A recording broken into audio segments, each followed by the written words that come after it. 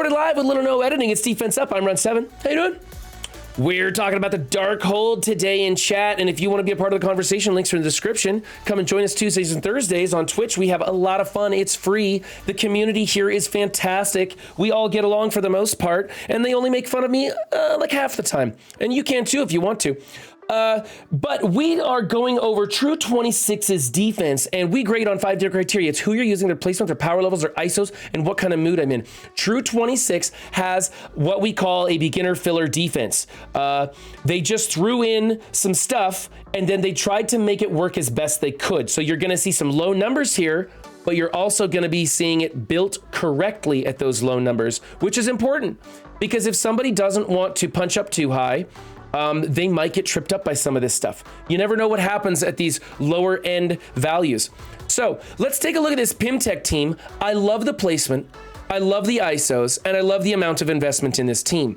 If you're building this team, note that Ghost carries it and Yellow Jacket has some value, but really the only thing you should be doing is investing in maybe these two if you have the PymTech lane in raids. If you don't have that lane, I recommend only building Ghost up as she has some good value in some other areas. The rest of them are pretty trash, but True 26 used the exact right ISOs, the exact right placement, and has not wasted anything except for one small thing. They went level 3 on the ISOs. And when you do your ISOs, you either do 1 or 4. That's it. If the character has value, you go 4 or more, depending on how much you use them, right? And if they don't have any value, you only put 1 ISO in. There is some fringe cases where you don't want to use any ISOs, but that we'll not get into that on this video. They went level 3 on 3 of these characters and 4 on 2 more. So I would have liked to either see 1 or take it up a notch to 4. But with this low investment, there's no reason to invest more in those ISOs. I think that was a total waste right there. So I just kicked something and something beeped in my ear. I hope everybody can still hear me. So I'm thinking that we should, what is going on over here? My computer's falling apart because I kicked it. All right, I'm thinking that we should, we're gonna go A- on this simply because we overinvested in the ISOs on those 3 characters. Otherwise, it's a perfect team. All right, team number 2 is an A.I.M team. A.I.M is a total filler team. They don't have any value anymore at all. There's just better things for everything that they do. They used to have some value and they simply have been overtaken by other stuff. So don't build any member of this team. There's some fringe cases where Scientist Supreme might be used. People are still saying she has some value. I don't think so personally. I think we can totally get by without investing in any of this team. I like Researcher better than Monstrosity on this team, but whatever, it's splitting hairs. As for the ISOs, Healer on her is great. Healer on her is great. I like Galvatron. Graviton, I like him as a Raider or a level 5 Skirmisher. Now, obviously, you don't want to build him to a level 5 Skirmisher because he's not good enough to warrant that investment. But if you were to be serious about this, you'd make him a level 5 Skirmisher. But if not, make him a level 1 Raider. Over here, we can go Striker, we can also go Skirmisher, and then on Monstrosity, we can go Skirmisher or Striker. Personally, I think he's better as a Striker for a damage dealer, and then going Skirmisher over here to lay out the more vulnerable. So you'd have 2 Skirmishers and 1 Striker on this team. It's a junk filler team. They've only got level 1 ISO investment in these 3 characters. They thought they were going to use Scientist Supreme and started building her up. So either take her to 4 and use her, or forget about it and don't do it, and you kind of overinvested. There are some tweaks and changes that we could make to this team, but all in all, it's okay. So I'm going to go A- on that one. Team number 3 is the Wave 1 Avengers. We swapped in Heimdall to give anti-blind resistance here for Thor. That's okay, although this team is super tiny. We do have these 2 right here. I'd like to see Captain America as a healer. The trick with this team is that these 2 are usually left over and they're big and they're healers and they heal themselves up and the taunt keeps traveling back and forth and you just can't kill them and you end up timing out. But at this small of a team, it doesn't matter. It's probably going to get wiped out no matter what. So maybe Fortifier is a good choice just to make the team last a little bit longer. I would like to see a slightly larger investment in Thor. We do have a Thor movie coming out, Love and Thunder.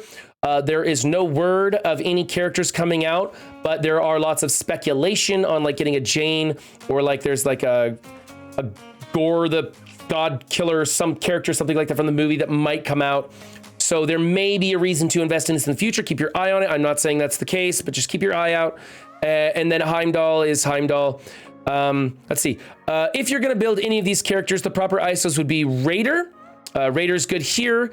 Skirmisher, Striker, or Raider, depending on where you use him or who you use him with. Healer and Healer. At this low investment, doesn't really matter. Level 1 ISOs, didn't waste anything. It's a team to throw in there. I can give you an A for that. Team number 4 is the Mercs. Let's see here. You got a little bit of an investment in Shuri. You got proper placement. You got proper ISOs everywhere. So this is how this team should be built if you plan on building the team up. And I think it's great. I can give them an A for this. But what True 26 might consider doing is saving their investment and instead putting in a Merc over here. Something like, oh, you know what you could do? You know what you could do to make this team better? Yeah, you could put in a Merc like Korath the Pursuer as a striker, and that way he goes a little bit faster, and then just build up your Taskmaster. Leave everybody else tiny, and just build up your Taskmaster, and you could switch him to... Yeah, that wouldn't work either. Kind of a tough call. The team's just old, and the counters, no matter what you do, are going to counter this. I think probably the best build for the Mercs right now, for a high-end build, is taking Taskmaster and Surfer with Chavez, and then 2 Mercs like Killmonger and Korath the Pursuer, dropping the minions and going with that. That way Taskmaster and Surfer pop off real early and get going, and then you have those other Mercs that are doing some damage too, and that usually takes care of most of the counters for the Mercs. However, there are better Chavez teams, there are better Surfer teams, and I haven't really seen anything good for Taskmaster to be used on. So we'll see how it goes. Those are just some ideas, but honestly, this is more of the traditional build. It's just really small, and there's like an X-Force that's just going to come in here and just nuke it. Like a 200k X-Force going to nuke it. So it is what it is, but you're doing everything right. So I'm going to give you an A. It's an unfortunate team because it's so old and countered, and we need to find something new. So if you guys have new ideas, put comments in the, down below and let me know what you can do with your Taskmaster, because Taskmaster was one of my favorite characters, and I just hate seeing him go to waste. Okay, here is a great beginner team, and I love that True 26 went Fortifier across the board. Makes it a little bit tougher to get through. This is a stumbling team that anybody can build. It's easy access. It's rather inexpensive. You don't have to build it up. I'd like to see True 26 take this team to about 250k or 400k, and it becomes so stubborn. And then it requires people to come into it with like a Black Bolt or something that will kill these minions and keep them from reviving. And then he's got his Red Skull built up. So there's actually this is a little bit tricky because Red Skull's going to survive any opening maneuver and do some actual damage to whoever comes into this. So this 82k is very deceiving. You're going to need to come into this with something quite a bit bigger, or like a single really big tune. Something like that. Like, I mean, I guess you could come into here with like 100k Surfer, but who wants to waste 100k Surfer on it? Because Surfer would strip the charges and delete the entire team in one shot, but that seems like a waste to me. I don't know. Anyway, I like where they're going with this. This is the beginnings of a really good, easy to build, cheap defense that you get a lot of value out of, and they're doing it just right so far. So A for that team. Team number 6 is the Emmarauders. This team is definitely making a comeback. If you don't have Omega Red unlocked, this is a great place for your Sabretooth to go. It's 4 villain mutants with Sinister that makes Sinister go really fast and taunt early. Strife, taunt early, and it works great. Fortifier, Healer. We shouldn't be making Sabretooth a Raider, and then Skirmisher is okay here. So this needs to be changed. He's a Raider on all of his builds everywhere, so that is incorrect. And then in the future, when Madeline Pryor comes out, we may... Don't make any changes yet, but we may be changing her to a Skirmisher to get more vulnerables on the field, and then Madeline Pryor will be taking the place of Sabretooth. And Madeline Pryor will probably be a striker. We need to test that, so don't make any changes just because I talk about it. It's just my, keep an eye on things kind of thing. Other than this one ISO, this is a fantastic, great build. I love everything that's going on here. I'm going to go A- on this. Keep it up. This is going to be a very potent defense. In fact, Dorky Dad is telling me that what they're using at the high end to beat these really fleshed out teams is just Infinity Watch. Just because they're really tough. They're just really tough after that rework. Okay, team number 7 is the Web Warriors. Great placement, great ISOs. Everything is great, great, great. You can also make OG Spider-Man a skirmisher to give him the focus boost, a level 5 skirmisher if you think you need to. Otherwise, Raiders a good choice. This is an A team. Good job. Team number 8 is the Darkhold team. Holy crap. Holy crap. This is a serious team right here. That's right. True 26 spent some money. This is a great team. Okay, let's talk about who gets called on assist. There is a case to be made to make every single member of this team adjacent to Agatha, or when she calls an assist. Now in Arena, she calls 2 people, but in War Defense, she's only calling 1, so you put Agatha in the corner next to somebody who you want them to call. Now, MLF's basic assist counter does like a copy and clear, and on crit it copies and clears everything and then does a 10% health steal. It's very valuable. It's really powerful, lots of damage. It's a really good one. Strange does a ton of damage, plus he does flips negative effects. It's really good. Scarlet Witch, if her cooldowns, if she's off cooldown, her basic does offense down, defense down, and like slow or something. Plus, she's got some of the best damage in the game, actually, so she's a good choice. But my personal favorite is Wong. Here's why. Wong's basic counter assist clears 1 negative effect from all Darkhold members. So when he gets called in for an assist, it's reducing those negative effects off of your team.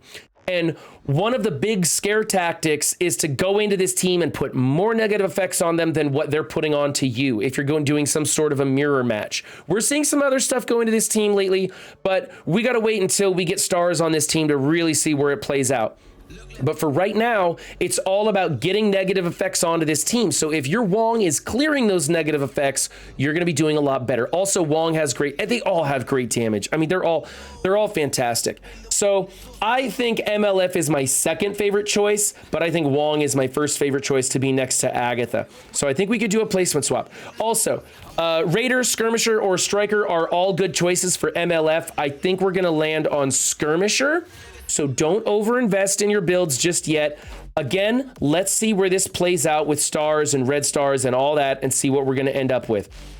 It's all about resistance and getting through that resistance with this team. So it could be that you want her to have high-end focus to get through a mirror match. However, case to be made, that basic assist is powerful. Maybe Striker, health steal, keep her alive. I like it. I made her a Striker and I'm loving it. Raider for the crit damage. This team crits all over the place, man. They're fantastic. So there's another good choice. Wong is 100% Striker. She could be Skirmisher or Raider. He is 100% Raider. She could be one of 3 things, and she's 100% Skirmisher at this time. Those things change. These ISO classes, they change over time. The community gets to it, and we find different choices. And so I try to keep you guys up to date on whatever the latest hot new stuff is. But that's the best I know to my knowledge. So those are choices for you guys to be building. As for right now, this team is so new and so fresh that I'm going to give him an A for this team. I think these are all good experimental choices and nothing is catastrophically wrong with this team. I think there are some better choices, but it's a preference right now, not really a certainty. So good job with that Darkhold team. Also, I'm running Emma right here on mine, and it's holding at number 3 in Arena. So there's that. Team number 9. Eternals with Chavez. Okay, I think we need a major placement change on this. I don't know why we're speeding up Loki. I don't know what value that adds. Loki is just here to change the turn order with these two and make her go first. And if she's sped up and he's not, she's already going first.